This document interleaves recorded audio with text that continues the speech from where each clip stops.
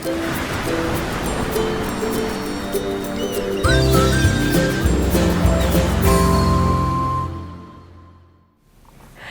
there, this is Allison with Let's Go Travel Tips. Today we've got lots of information and updates from cruise ships, as well as some information regarding the Passenger Vessel Services Act and what I was telling you about one of our Let's Go family members yesterday. So first of all, I would like to welcome all of our Let's Go family members here, and also a big welcome to all of you who are new. We are glad to have you join the family. If there is anyone here who hasn't subscribed yet, we would love it if you would consider subscribing to our channel.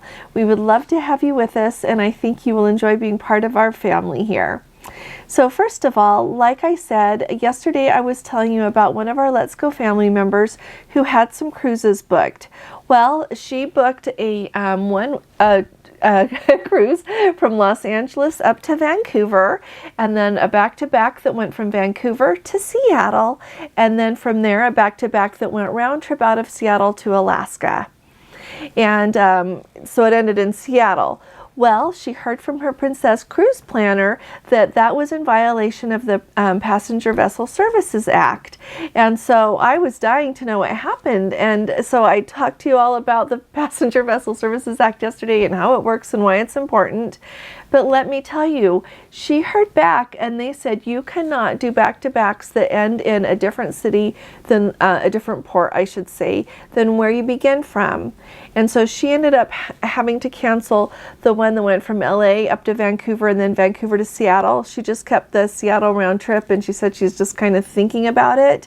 And so I am telling you this, I am still doing research to find out like what is the loophole here and why this matters, and I'll tell you when I find out.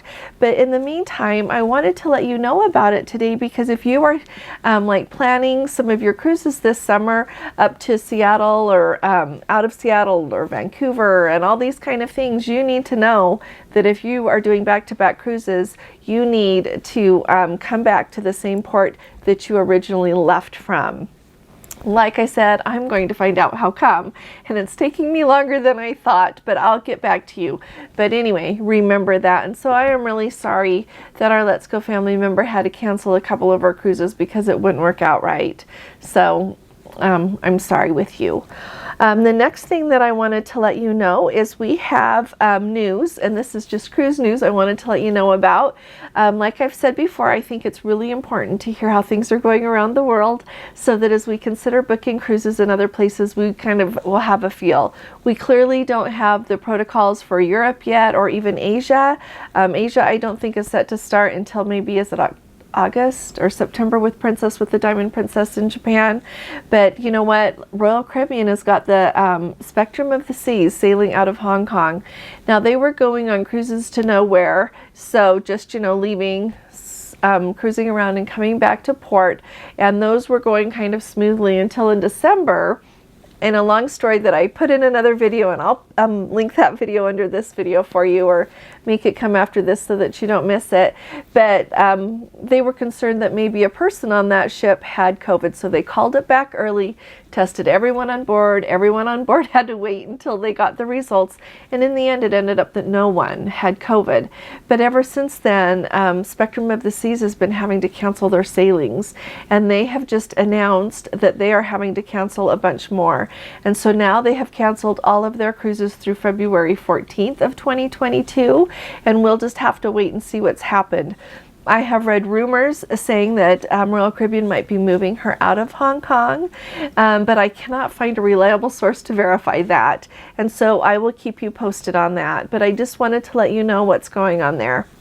The next thing that I think is important that you all might want to know, especially any of you thinking of booking a Panama Canal cruise, or if you've got one booked, just so that you're not surprised and you know what to expect, our awesome Let's Go family member, John. He is currently on the Emerald Princess, and they left Fort Lauderdale yesterday, and he was so kind to send me an email. He said he is traveling on the Emerald Princess, boarding in Fort Lauderdale. It went very well, Everyone was tested in groups of about 30. As your group was cleared, you got to board the ship. And so this is that new testing protocol I told you about in one of the COVID health protocol updates. It was while we were on the ship, but I'll find it and link it below for you. And so you do still have to do that testing within the 2-day window that is required before embarkation. So you still have to do that. Then you're tested again at the port. And mind you, that's not for all cruises, just for the longer cruises like to Hawaii. Hawaii is requiring it, and they are also doing it on the Panama Canal cruises right now. Those are the only cruises they're doing it on at this point. But anyway, so he said, so sail away was changed several times due to loading of luggage and supplies, etc. At 6 p.m., due to computer issues, we were still in port. Finally got underway at about 8:30 p.m. Everything on board is wonderful with social distance. Just got a notification that this Saturday we have an appointment for a COVID test at 2 p.m. And so that'll be like a week from when they boarded. And it said Cartagena has been removed from our itinerary, but we will stop, but we will not be allowed off the ship. Meeting lots of wonderful cruise guests. And so thank you, John, for that wonderful update. You covered everything, so thank you. But I wanted to let everyone know clearly they are doing that additional testing. And if you want my just take on it with Cartagena being canceled so early at the beginning of the cruise, you know what, maybe that cruise port is just going to be closed by now, for letting passengers off, at least for the short term, because everyone just got tested and they are clearly doing more testing. And so it sounds like, without even knowing numbers, they're not letting passengers get off the ship. So I just wanted to let you know about that, because I would like to add also, if you do your 2-day test to get on the ship and it's negative, and you get there and you're tested at the port and it's positive, you don't get on in quarantine. You just don't get on. And so just know that. And that same thing goes for Hawaii. But anyway, John, thank you. So any of you who are thinking about cruising, that's how they're handling it. I think it sounds okay to me. But if that extra testing bothers you, you should probably cruise another time. Probably is not the word. If testing really bothers you, you should just go ahead and book your cruise for further down the road. We also had Susan. She's on the Caribbean Princess to depart tomorrow. So she's not on yet, but tomorrow she will be. And on her itinerary, it shows Grand Cayman, and we've been kind of hearing that a lot of Grand Cayman is getting canceled, and I think we maybe heard of this one already, but I wasn't certain, so I wanted to let everyone know. But the Grand Cayman on their itinerary has been canceled, and they're just going to get a longer port day in Cozumel, which I know it's not a separate port, but we really enjoyed Cozumel while we were there, and we could have stayed longer. There's a lot to see there, and so I could have done with a longer day, and so I hope you all enjoy having a little bit more time in Cozumel.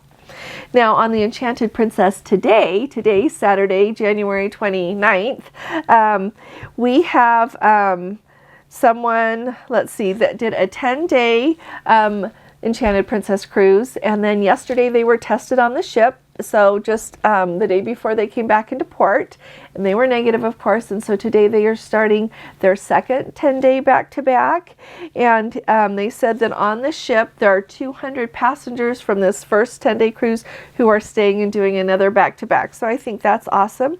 He said that right today in Fort Lauderdale, today, January 29th, it looks like they've got 7 different passenger ships in port, cruise ships, and 3 of them are Princess. I thought that sounded kind of fun.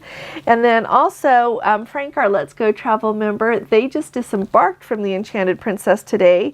And I wanted to tell you that he said when they were in Antigua that they have a pretty nice, quite nice, as he said, port area there. And there's about 3 blocks of shopping right by the port. And so if you don't want to get off the ship and go very far, or you know that there is something that you want to pick up while you're in Antigua, you can just do it right close by the port. He said that they sat close to just someone that was sitting down from them at dinner, mentioned that they took a little tram tour and that it was just okay. And so I wanted to let you know about that. We also have a Let's Go family member who would really like to know what to do in Aruba. And I feel bad that I haven't been to Aruba, and I feel like I should trade you a port. That just came to my mind. But I'll tell you what to do in Montenegro one day. How's that? I have been there 4 times. And so I feel like I have to do something to qualify me with all of you who have been to Aruba lots of times.